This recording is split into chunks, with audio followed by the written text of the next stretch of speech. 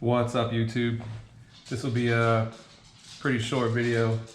You can hear the clicking of my dog walking across the floor. Sit, lay down. Good girl.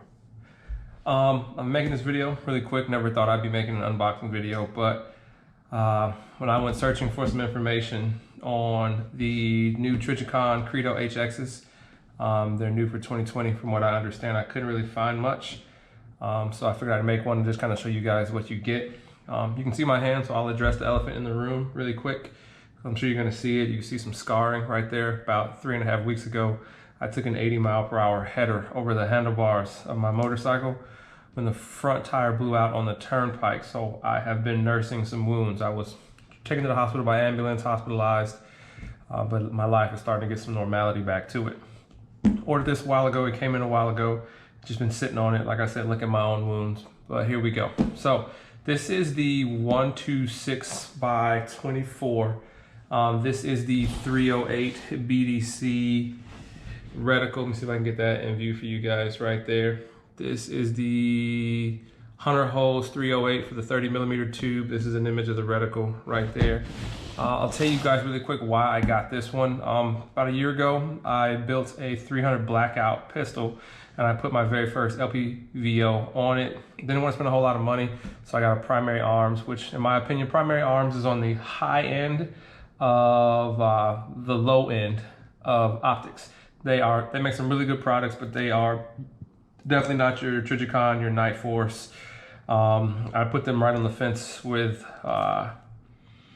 Vortex and stuff like that. Definitely a good optic. Only gripe I had about it was that it was not daylight bright, no matter what they may say. And that one's with the 300 blackout BDC. And I have stretched that gun out pretty far. So I was like, okay, I can do an LPVO optic. I've done 2 classes with it. Probably got about 1,100 rounds down range with it. And it works. I mean, if you've got some training, some good fundamentals, it is absolutely as fast as a red dot optic, but it gives you the ability to properly identify what you're shooting at range. So here we go. Trijicon Credo HX 1:6 power. Let's see what we got here. Decent box from Trijicon. Probably the biggest Trijicon box I've ever gotten. I'm used to getting the little plastic Pelican style cases. Got some graphics on it right there. No big deal, nothing special about that. And what have we got? So we've got our optic, 30mm tube, covered turrets. I absolutely am a fan of covered turrets with optics like this. This optic is going to be mounted on a AR-10 that I have that's out getting some work done to it. And the reason I went with this one is because I may want to use that AR-10 for some more traditional classes. Its primary role is going to be shooting out to distances. 600 yards probably is as far as I tend to shoot with it on a regular basis. I will take some shots beyond that just to see what I can do with this type of optic and with that type of rifle. I do have the ability, and I'm very fortunate that I have a range that goes out to 900 yards in an area that I live in. So covered turrets, I love that, because with a reticle like this, an optic like this, you're not going to be dialing a solution. I think that Trijicon makes a 1:8 power, and it may be in a 40mm tube. Don't quote me on that, but I'm pretty sure that's what I saw when I was looking around. And it has the turrets that are exposed where you can dial a solution. But with an optic like this, you're more than not going to be doing holes instead of dialing a solution. Let's see here. Pretty soft. I would probably like them to be a little stiffer, but that's okay. I don't know if you guys can hear that.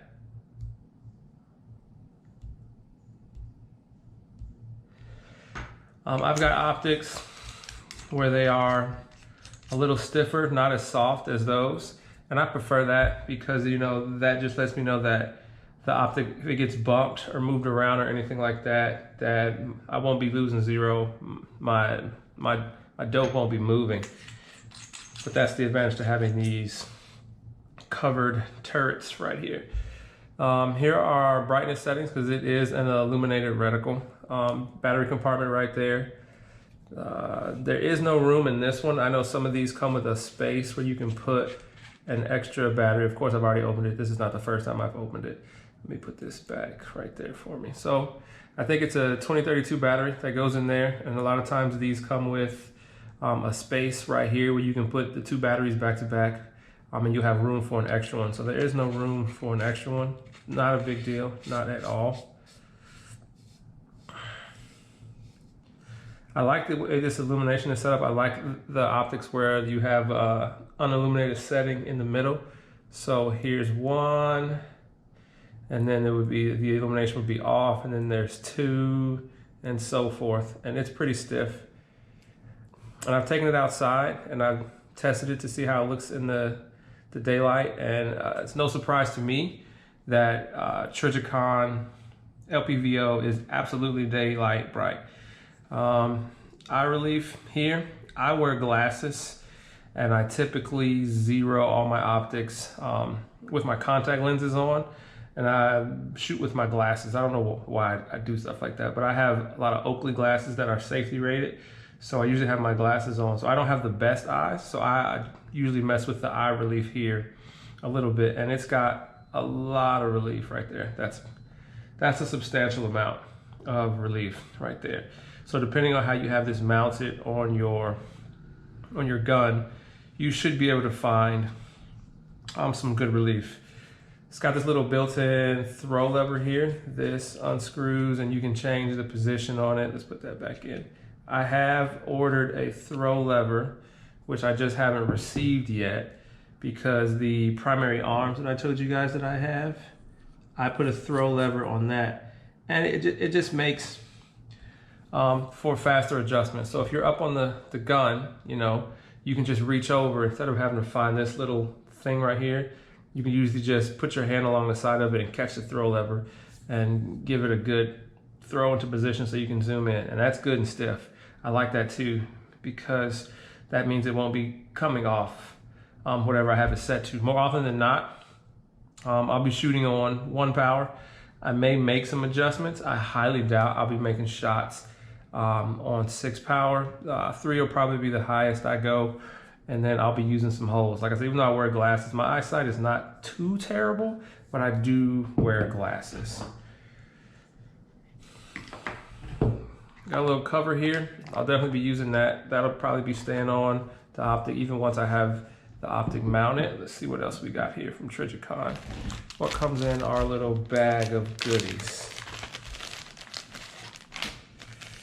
Allen key and a little cap right there. If I was a betting man, I would assume that that cap fills this hole if I were to eliminate this little built-in throw lever right there. Let's see what else we got.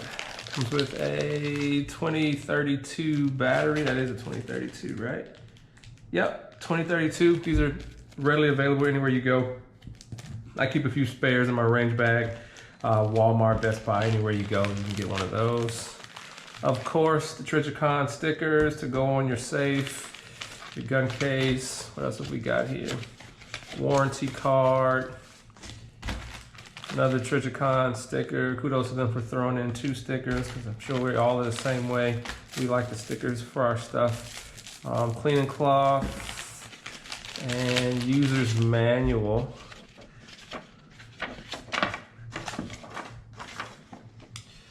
Do 1 to 6, eye relief, characteristics. So this is just a generic user's manual for all their different optics. And then you just have to find the information for your specific optic. Magnification dial, adjuster, return to 0, capped adjusters, all basic stuff. LPVO optics are not too overly complicated. I've got some really high-end optics that do some really neat stuff, and they require some basic knowledge with how to use a high-powered optic.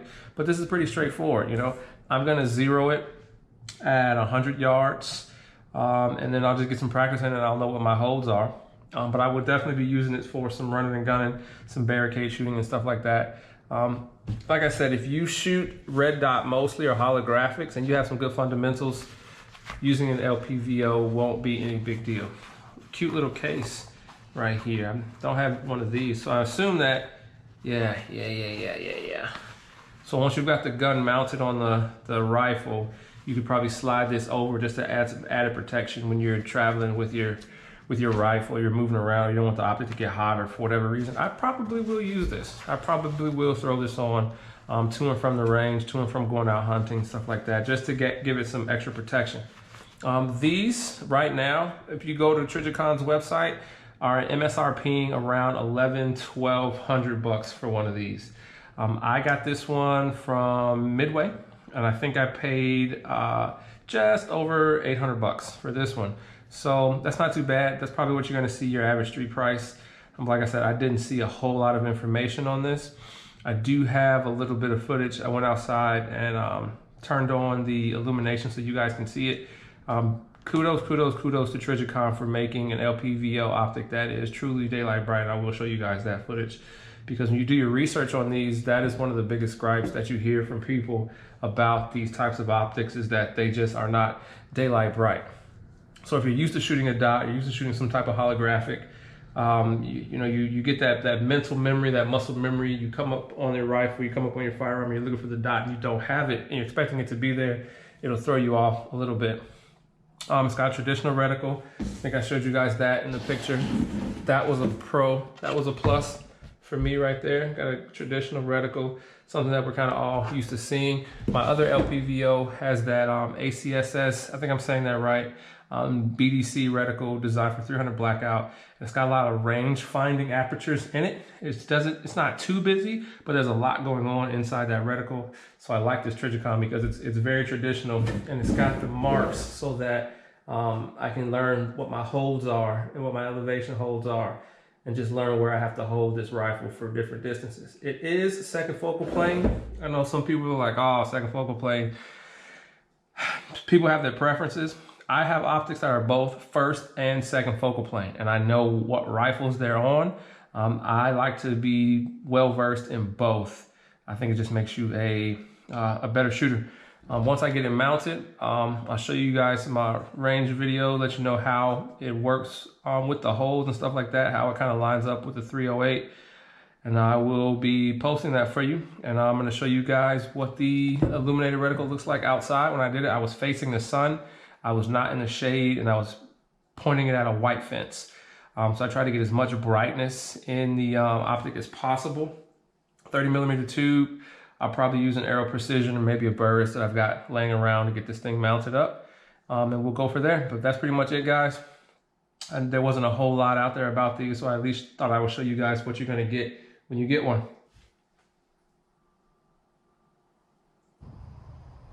Definitely daylight bright, guys. So I'm standing facing the sun, and I've got it on 10. I'll see if I can get it into focus for you. That's the best I can do. Bear with me, guys.